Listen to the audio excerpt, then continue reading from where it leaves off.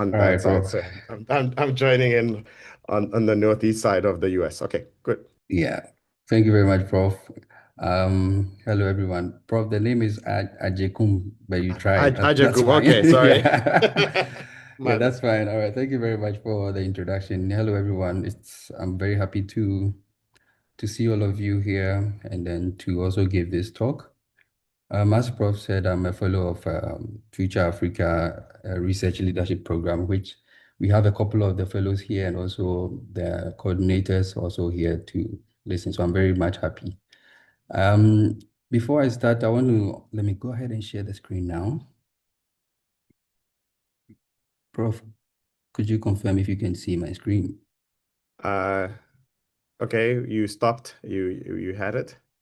Okay, all right.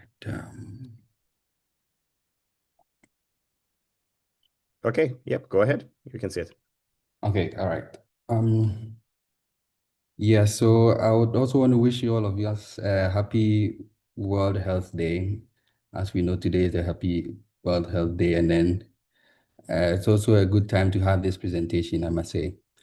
Um, so this presentation is going to be major in two parts. The first part is going to be where I'm introducing the broader context where we find the machine learning work in.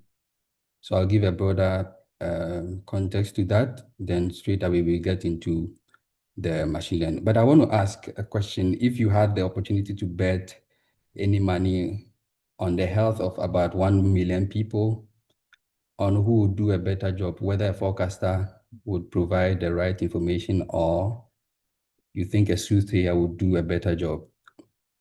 Whilst you think about that, the answer, I think particularly in Ghana, the trust in weather forecasters has been an issue, but with emerging technologies, they stand a very good chance of predicting the good part of the weather. But this technology is not just limited to weather alone. It's also limited. It's also an opportunity for us to look into other parts of science where weather and climate is also influencing, particularly in health science, environmental sciences. So the whole idea of merging machine learning and then climate is as a result of this major topic that is being funded by Future Africa. The topic is harnessing community resilience and machine learning adaptations for adaptive malaria control in the midst of climate change in the upper west region of Ghana. So this is the broader study where we are engaging with communities and then as well as looking into technologies like machine learning so that we can accurately forecast ahead of time the occurrences of malaria um, for adaptive control. I must say that this work also started with the Ghana Health Services in collaboration with the Ghana Health Services, where I'm also happy to introduce Dr. Anthony Adolfo Fosu, who is also on the line listening to the course. So I think this is um, a fruitful discussion that has led to this topic and hence this development in the new tools we are going to see. So a brief introduction or overview of the topic is generally, worldwide, malaria still serves as one of the serious health crises, especially in Sub-Saharan Africa, accounting for 1.9% of the global deaths in malaria. In Ghana, the risk is still higher, moving up to 22% just from 2022 to 2023. The particular area of study, which is within the Upper West region, lies within the northern part of Ghana, where they endure a long rainfall season from 5 to 7 months, unlike the southern part where there's a breather within the middle part, somewhere within August, and peaks again, a second peak again in October. The northern part has a long uh, transmission period starting from somewhere maybe in May and then lasting all the way to the end of October.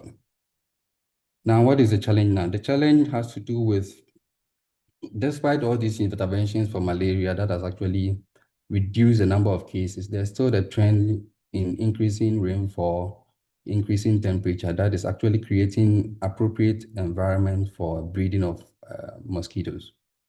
Now, this seasonal dynamics with climate change is changing, and hence we have to actually adapt or put in strategies that could help us also curb the effect of climate on the population of vector and hence the number of cases in malaria. Sorry.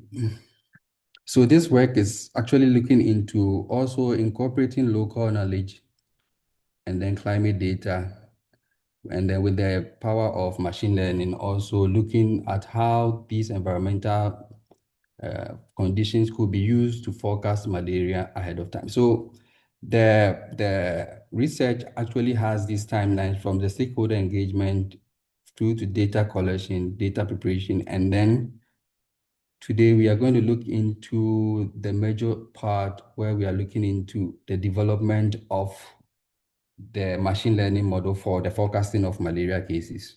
The next step afterwards will be going back to engage stakeholders, sharing model output, and then maybe training, as well as looking into how we can operationalize this um, early warning prediction tool. Then the last part would be dissemination of the project's output. So this brings us to today's topic, where we're actually looking into comparative performances of ensemble and deep learning networks for malaria prediction in the Upper West region of Ghana.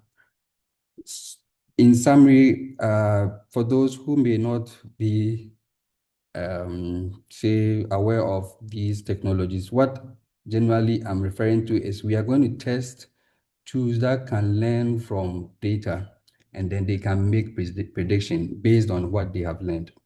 There are a couple of them out there, but this work is looking at some of them and looking at which one has the major performance or the robust performance, specifically within the study site, Upper West region, for specific districts over this period of time that this was done. So we are basically comparing different types of models which can actually predict malaria occurrences.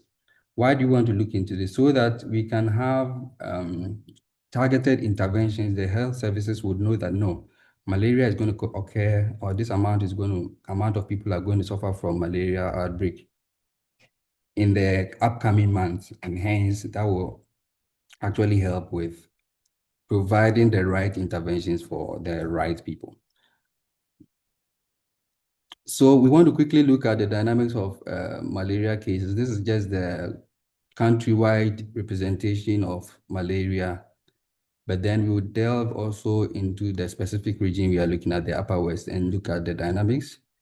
Then I will take us through the methodology for the model testing, and then look at, there's also the challenge of machine learning models that is the black box challenge, where people cannot actually, there's a challenge of what the model is being driven by, which parameter is being driven by. So to explain that for policy and then for health workers, and then even for environmental protection people, we employ what we call explainable AI to explain exactly what the model is using to make those predictions and how it is affecting the malaria prediction. So we delve into the Upper West region. This is a climatology of the annual malaria OPD cases for Upper West, zooming into the 11 districts which are in the in the region for the period of 2012 to 2023. So as we can see, the highest amount of cases are observed in the urban centers of Upper Wa Municipal, followed by Wa West. These are very populated areas, and as one would anticipate, there are a lot of malaria cases in them. We also took a look into the time series. So this is just a representation of 4 of the districts, only 4 out of 11, which is also similar to the rest. There's been general decline in the cases of malaria, partly because of the interventions the government has put in place, providing treated nets, spraying, and then also the contribution of community members in keeping the environment clean. So this dynamic is actually similar for most of the for all the districts in the Upper Rift region, there's a decline in malaria cases, which is a good thing. With little effort, with early warning, we can approach eradication of malaria occurrences. Now, the data set used for the model runs include the OPD cases count, the number of cases per district as taken from Ghana Health Services, then population data from World Population Hub, then the climatic variables precipitation from the CHEPS version 2, then temperature through to surface water or soil moisture from ERA 5 data. So the European Center for Medium Range Forecast Reanalysis data sets. Then the normalized defense vegetation index from MODIS, then actual evapotranspiration. I must say the initial data sets had more variables than this. So, but the initial data preparation or data importance actually brought it down to these ones, which had a bit of influence on the malaria cases. Right, now to the actual methodology for the model tournament or for the model analysis. The methodology is widely grouped into 3 parts. The first part or the first phase has to do with data analysis, data preparation, where we are preparing the data for the model tournament or the model comparison. Then the phase 2 is where we actually do the model tournament. Then the phase 3 is the results interpretation, how the model are simulating, how we interpret them, and then how we take away the black box effect by giving explanations to what is actually happening within the models. So the first part, the input data with all the data sets mentioned earlier in the previous slide. The target, when I say the target, it's what the model is actually programmed to forecast or to predict, depending on the features, the other variables given to it, which include the environmental variables like the rainfall, temperature, and other variables. So we sorted out the data into the district per district, and then it's actually monthly data. So from January to December, instead of using, there's a trick to how we can make this, make it work in a cyclic form so that the model doesn't confuse December and January. The model so if you don't do the cyclic nature, the model will see the difference between January and December as 12 months.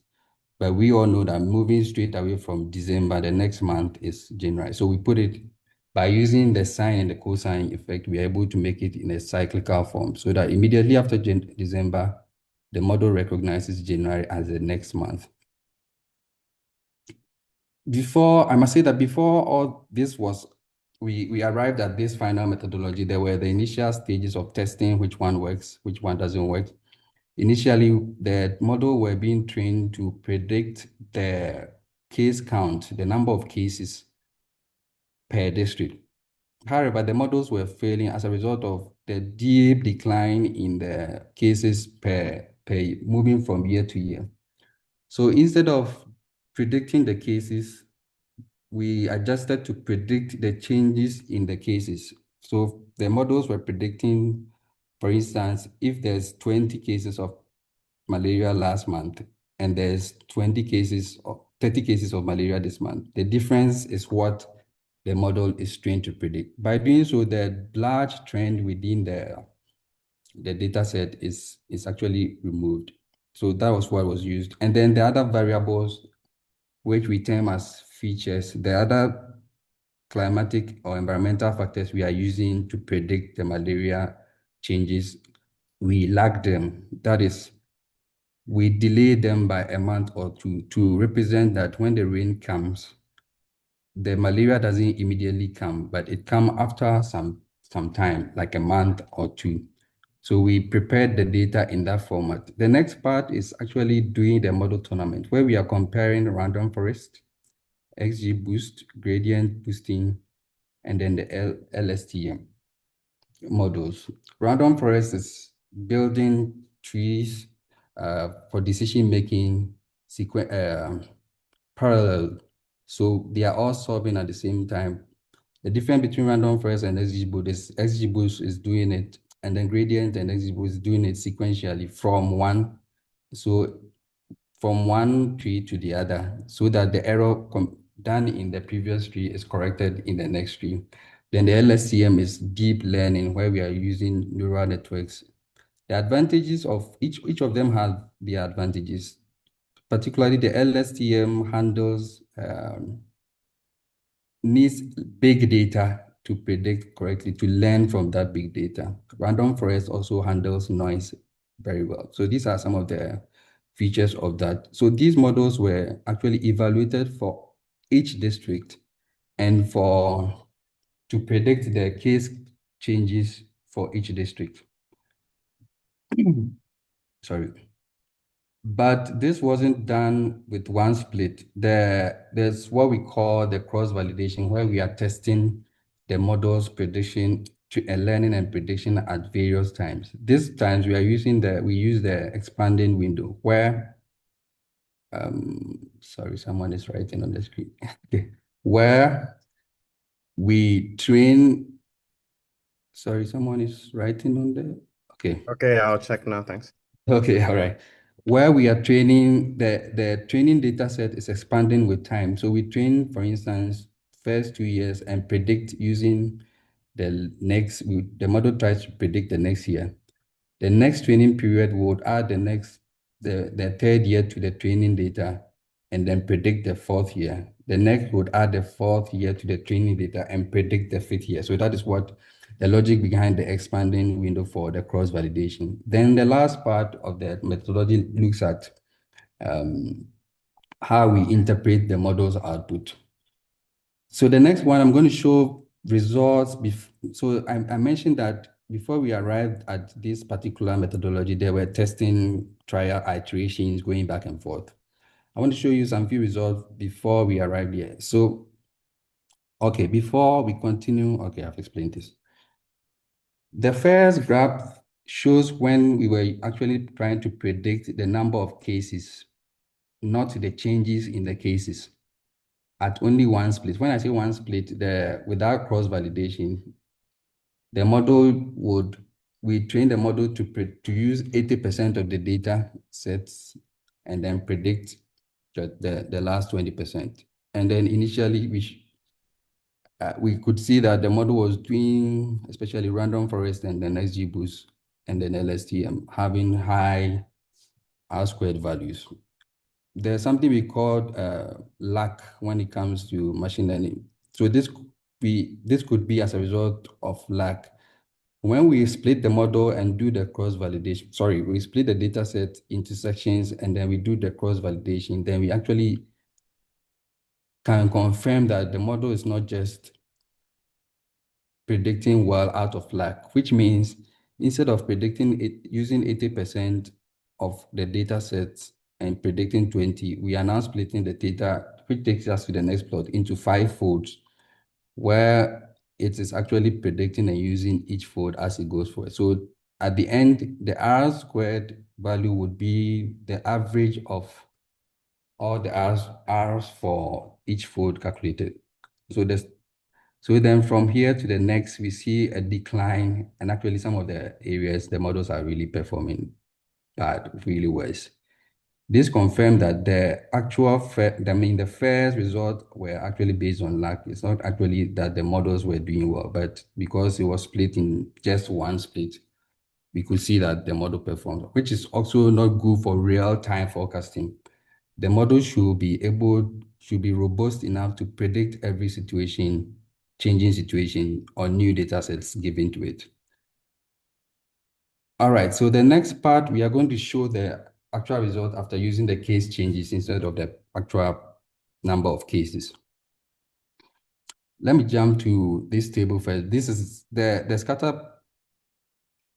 plot seen here is the scatter plot for the last validation set. which means the last part of the cross-validation where the full data set is trained on the last part of the data set. We see R squared values really, really high and then really, really good. And this is for random forest because random forest from the table of the tournament showing the other models seems to be the one on top. So this is actually just to show the last performing, the scatter plot for the last validation step. So in general, random forest is actually topping the tournament for all the districts. However, the other models are also doing well, but we see LSTM most of the time performing poorly. I stated earlier that LSTM requires a lot of data. The data used for this prediction is only 12 years data, monthly data, which I believe would improve with higher amount of data. LSTM would improve. However, for districts like Nandom, we see LSTM doing considerably well. So it's not that bad for all districts. However, random forest seems to be the most stable model for all districts for the region. And then the last plot is actually just to show that random forest tops all districts with, so this is just an extraction of this plot, this table, showing random forest as the most robust model for prediction. Now, one would ask what random forest is using or what is influencing the prediction of random forest. What variable? Is it rainfall? Is it the number of wet days? Is it vegetation? So that takes us to the next part where we are using explainable AI to explain what the model says.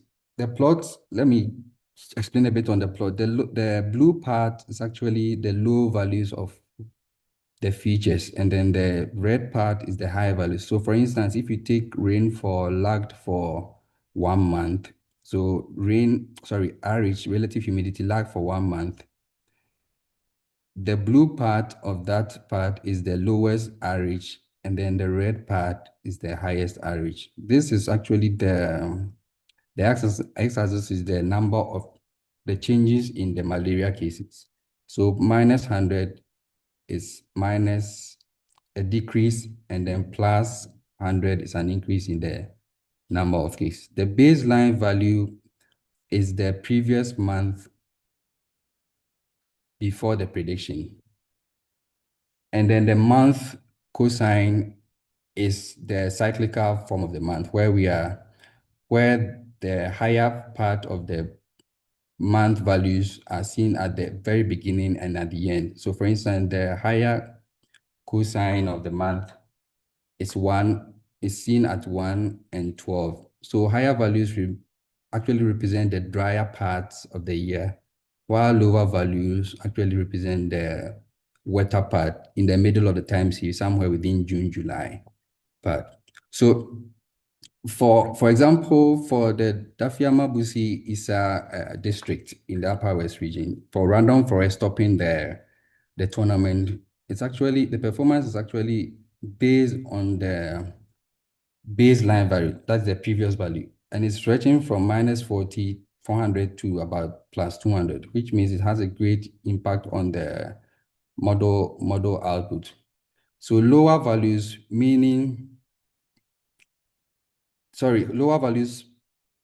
for the previous month, the model is predicting or is susceptible to move their prediction to an increase in the number of cases. So for instance, if we have less cases within the previous month, the model is likely to predict an increase within the next month.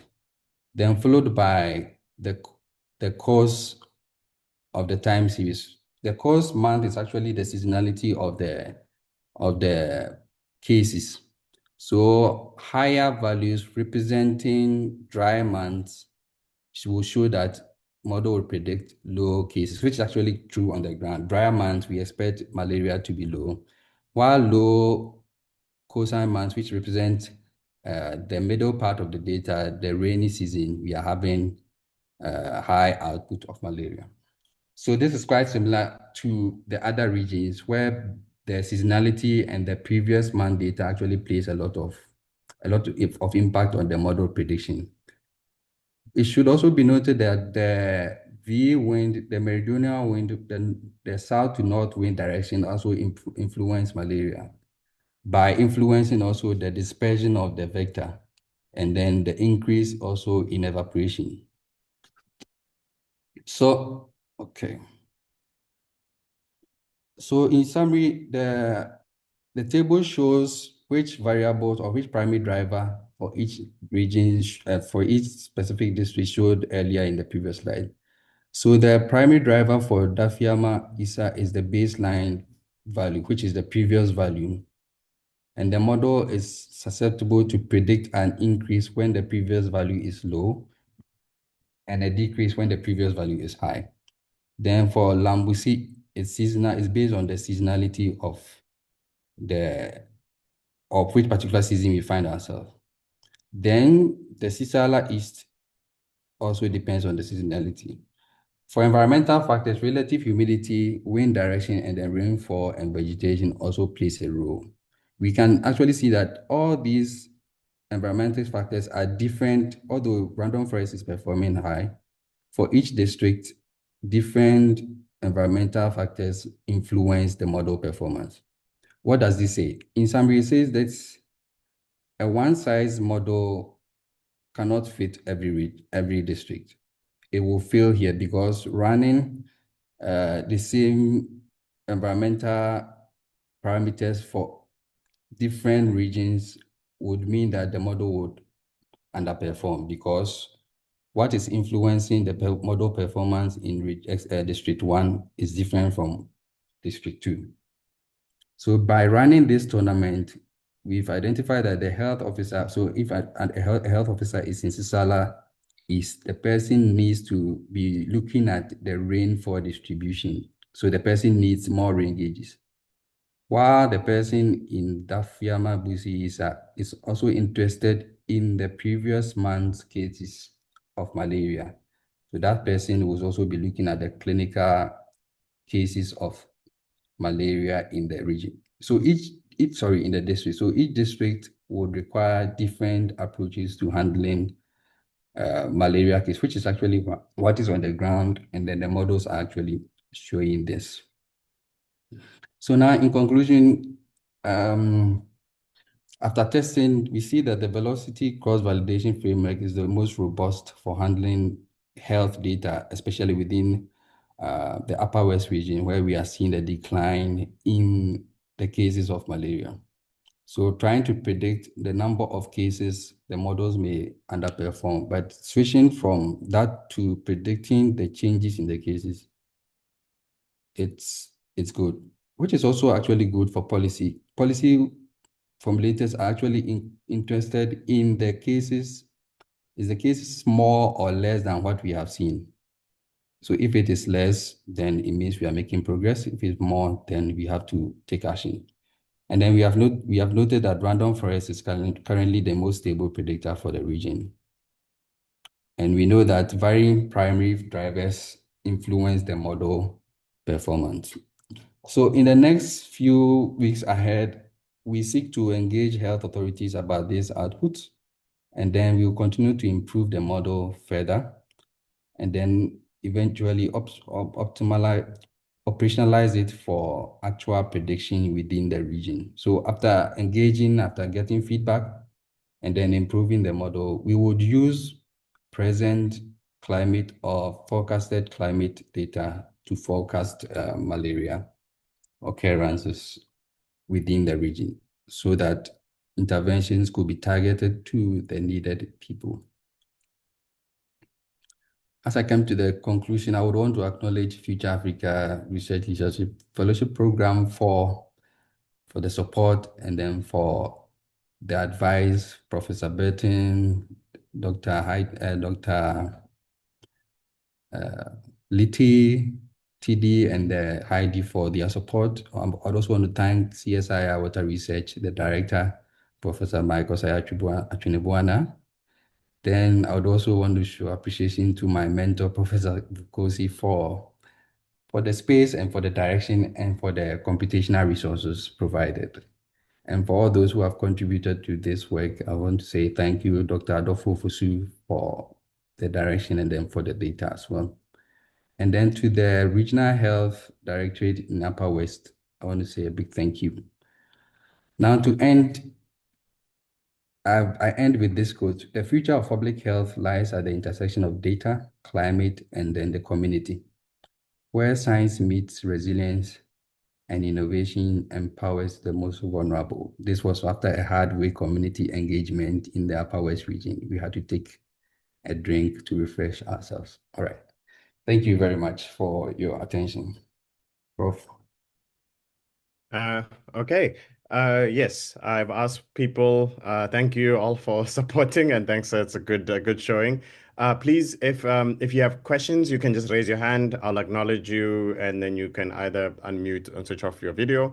But for now, I want to ask a question connected to like okay, so a lot of machine learning, we do this modeling, we do the analysis, but then if you were thinking about this from a perspective of a deployed system, what like uh, how would you get like what are still these things that need to be done to give you confidence on one, and then the other side is then to actually run them in a deployed manner. So I'll Right. stop. Okay, Prof. Yeah, thank you very much. On the deployed manner, we would rely mainly on the features available, the actual data set used for the prediction. So if you could connect it directly to the model from the satellite, that would actually improve the operationalization of it so that it will be automatic. We don't have to download the data first, analyze it. Of course, we'd have to look into how it's varying with time. But that is actually the next biggest part, to connect the data directly to it so that the model can do that prediction. Hence, then operationalizing it will be easy. Also, the capacity of health official health authorities in running this particular model needs to improve. They are going to use it. So if we get to build their capacity, which is also the next line of action, this will improve the operationalization.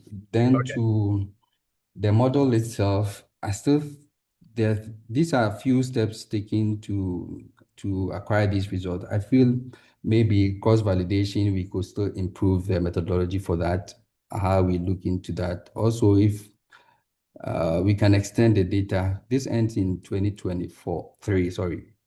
We are in 2026, so seeking for more input data would also, I believe, would improve maybe the model performance. So yeah, that is what I am seeking to look into after. Okay. Thanks. Maybe Luanjo Lubanzi, you can unmute there. Yeah. Oh, Jacob, maybe you can stop sharing your screen. Yeah. All right, Yeah. okay. Yeah. Oh, okay. Yeah. I thank you very much for the talk. I really enjoyed it and I learned a lot. Um, all right. Good day, everyone, including Professor. I just have two questions. I just wanted to find out, like, how close is this work to operational deployment in health decision making, and what are the biggest barriers between a strong research model and a usable early warning system on the ground?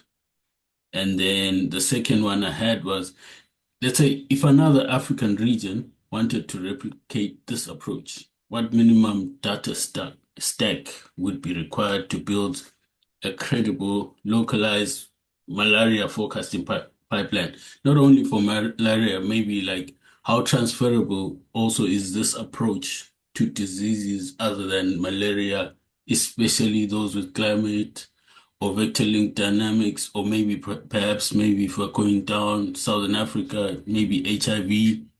And so I just wanted to know. Those are my questions. Okay. Prof, do I take more questions or I can answer? Maybe let's do one more, Deborah. Okay. Yeah. Okay. Okay. Thank you so much. Good afternoon to everyone. And thank you, Jacob, for your presentation. Very insightful. I have two questions. One has to do with data availability. I think from your presentation, random forest seems to be predicting better than LSTM. And then your point was that because we do not have data, and that is our reality. And perhaps random forest is doing better because the data requirement is somewhere in between the spectrum, even though they are all Mm, data hungry. And so mm, we see the performance reflected in your results. In our context, where data is an issue, what should we do now to leverage on machine learning, which is data hungry now, in mm. doing some form of prediction? And then in the medium term and long term, what should we be doing? National Health Service and other stakeholders should be doing to leverage on machine learning, you know, um, to predict malaria in our context. And my second question has to do with in terms of the transparency of the models.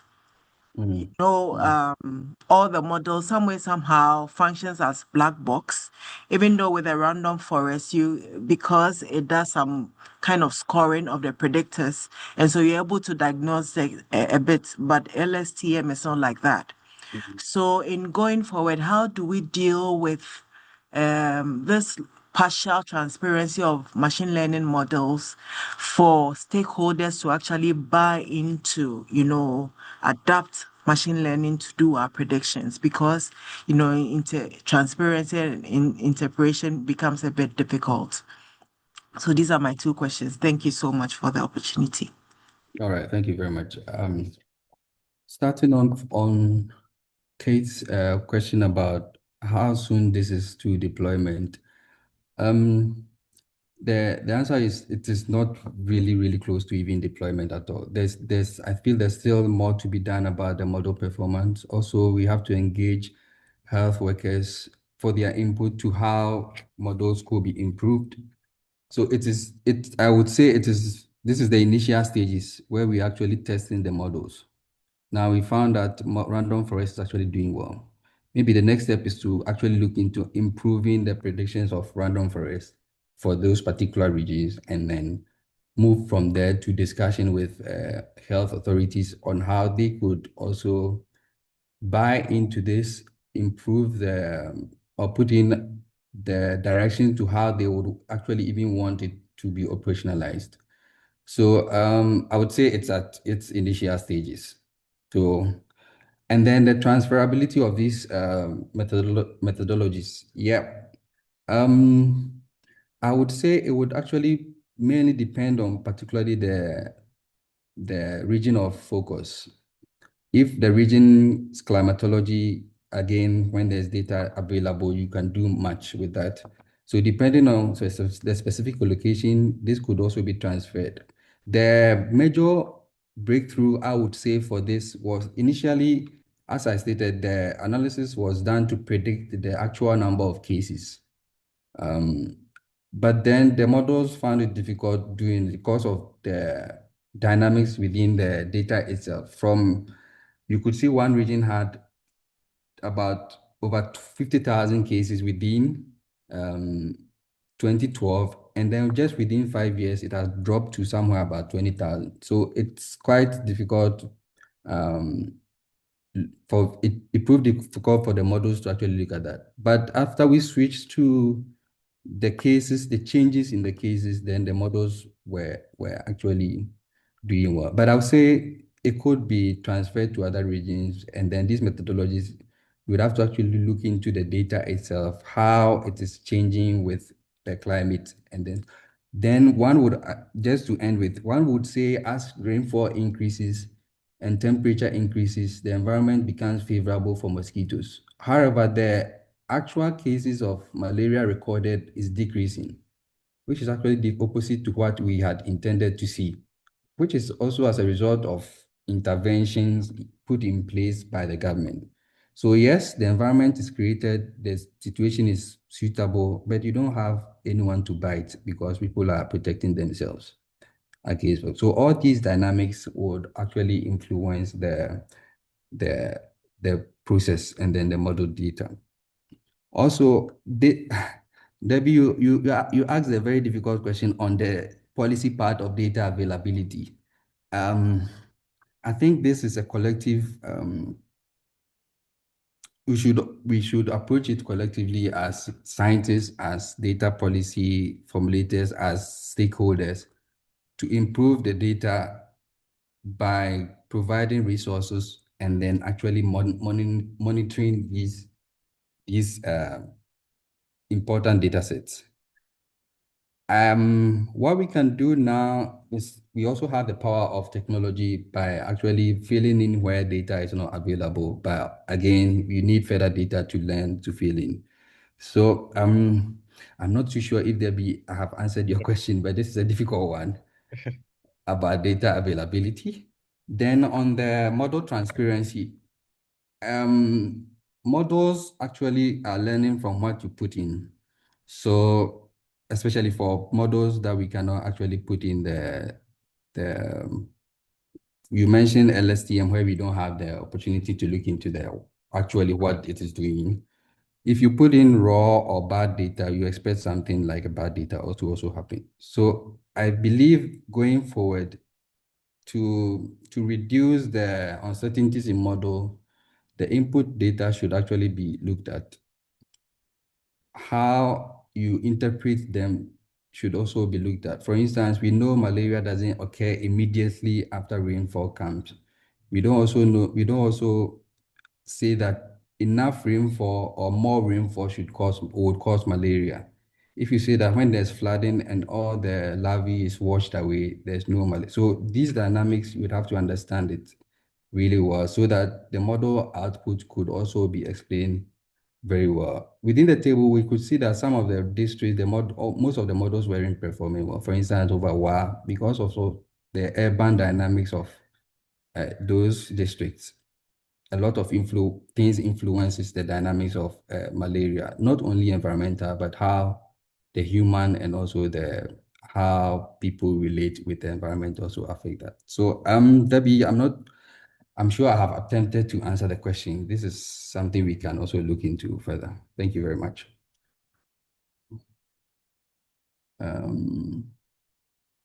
Sorry, I'm going to ask some questions from the chat.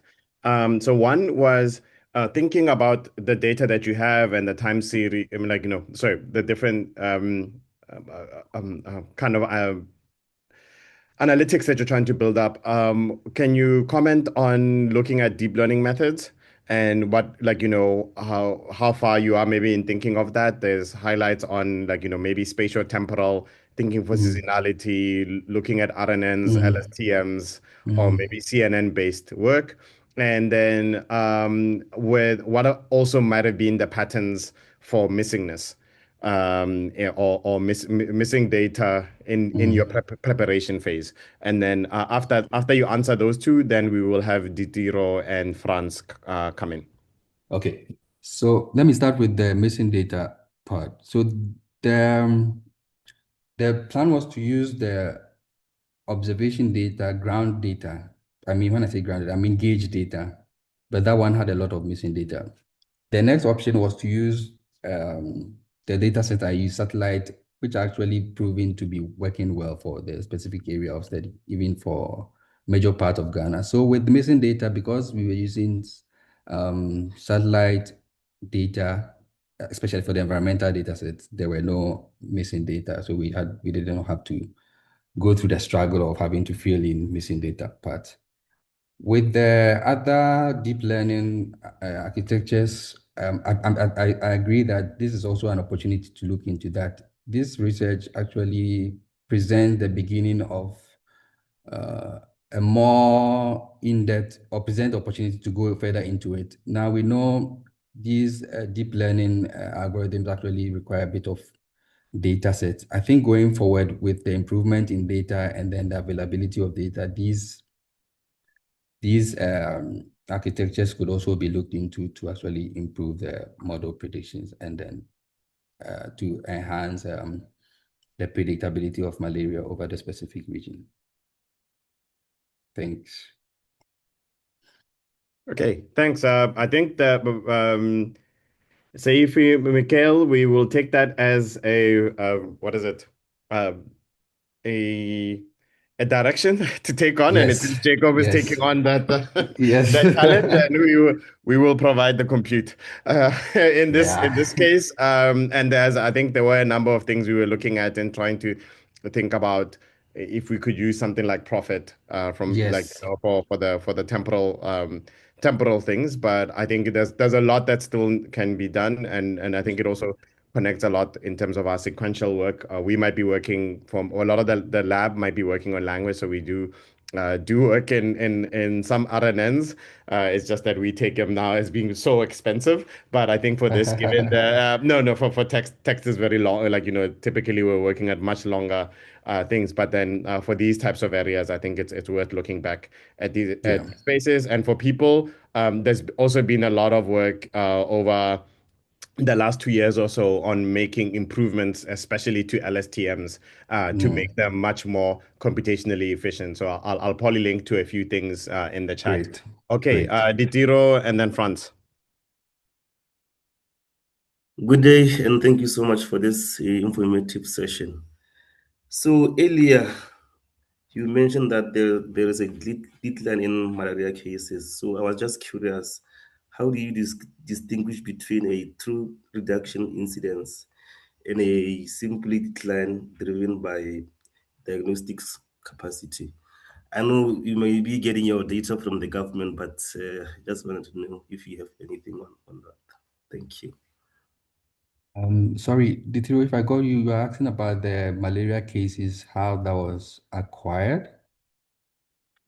No, earlier you said that there is a decline. There is a decline Yes. in malaria Yes. cases. Yeah. Then I'm just So, curious, how do you distinguish between a true reduction incidence and a just decline, which is basically driven by changes in diagnostic capacity?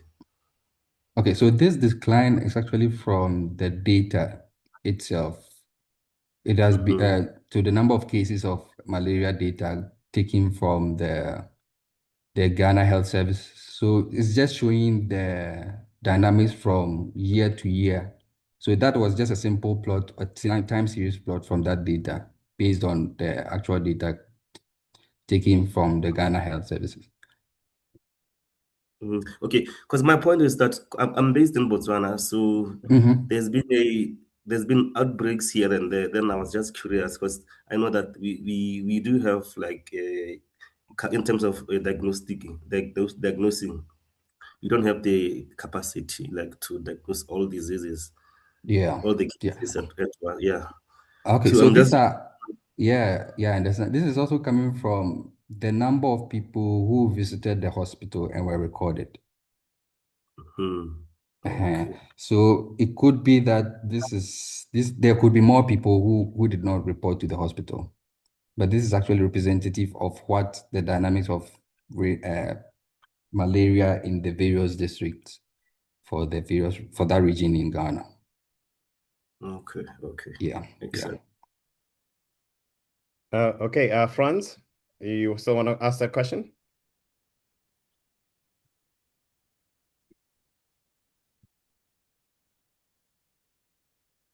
Franz?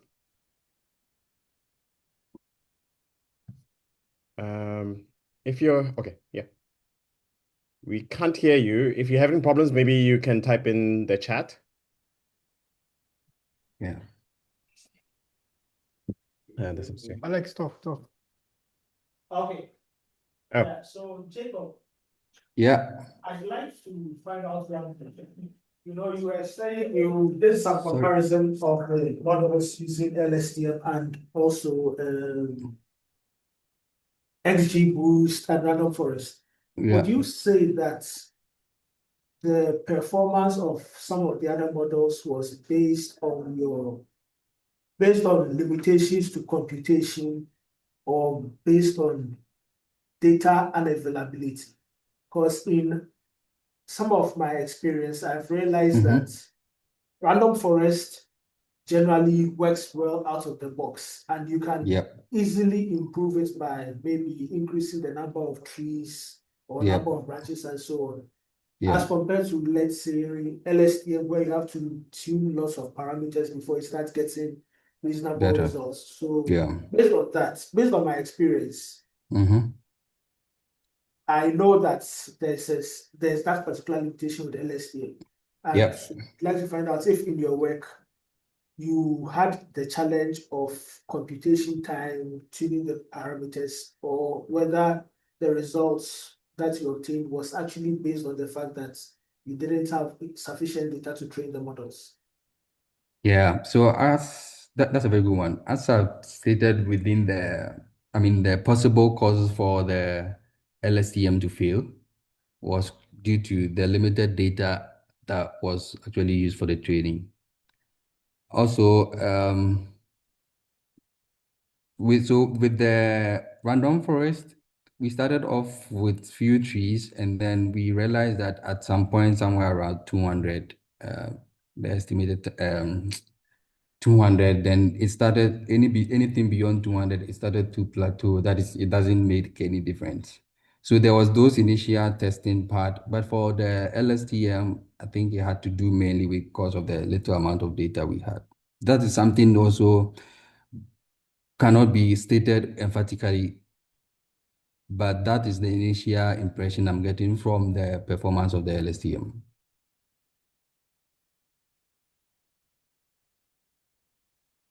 Hello? Okay. Okay. Thanks. The maybe a thing that can come up, and I know we might have, okay, I might have mentioned it in passing, especially given that we have Didiro here. Didiro, like, is also from another community, Sesonka Biotic. And now we Okay. also have AfriClimate AI that is Cool. working to do a lot of grassroots work. It might be worthwhile, I think, Didiro and Jacob to connect, and then maybe connect with Yep. Yep. with Rendani at AfriClimate AI, because Great. I can see kind of these things connecting with each other, and Okay. then seeing if there might be more people who are interested um, in working on this type of kind of modeling and building up the thing. So I'll put information for everybody. If you're interested, there's Sisonke Biotech that looks at AI and health as a community. I also put in a link to XLSTMs for people who are interested in, like, some of the extensions that have been happening on LSTMs. Okay. And then AfriClimate AI is another kind of community that's now growing across the continent. Also, I'm putting that in the chat, so people can then connect into these communities, because it it it could be, like, a good way to really get more people in this in these type of spaces.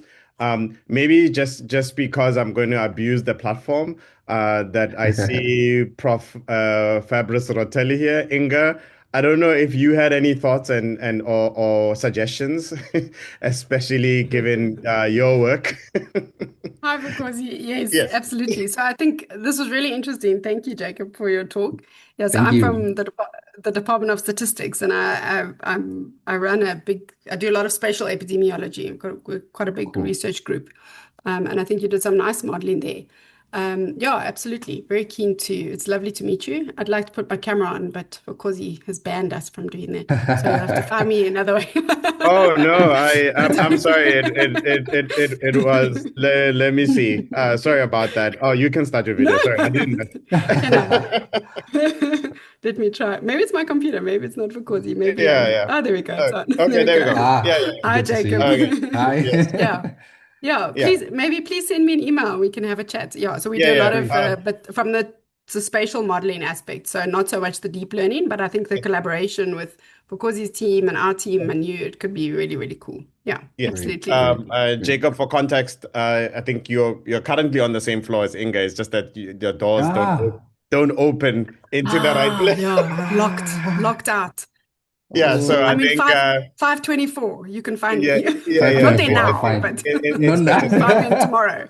yeah. That's I'll send fine. you. Jacob is still around for this week for a little bit. Yeah, so if you can catch him before Okay. Yeah. he goes back to Ghana. Yeah. Yeah. Right, Okay. Awesome. right. It's Thanks, okay to Bukosi. send an Thanks, email. Jacob. Okay. Check, Okay. can you Yes, send your email absolutely. in the chat Yeah. now? I'll do so. I'll send you. Okay. Yeah. Okay, great. Okay. I think with Sorry. I think with that, thanks everybody for coming in for this one. I have put in earlier some resources. So in between, we have the African Institute for Data Science and AI at the University of Pretoria. So there's links to our LinkedIn. If you are a UP a staff member. We also have a directory that we're putting together just as we work to direct resources, direct opportunities. I'm currently visiting the US, so I've been going to a number of AI institutes. I was in Michigan yesterday. I was in Cornell. For the rest of this week, I am at Rutgers and visiting a lot of their AI institutes, and there's lots of opportunities that we're working on building up. The other side is for our lab, the Data Science for Social Impact. I also have links to our website. Most of you probably found this through our Substack, and then there's Linktree that gives you access to all of our social media. Let's keep this community going. Look out for more webinars and seminars. I think there should be a seminar coming out soon that will be this week and next week from the philosophy department. So just look out for that as well in terms of the invitations for that.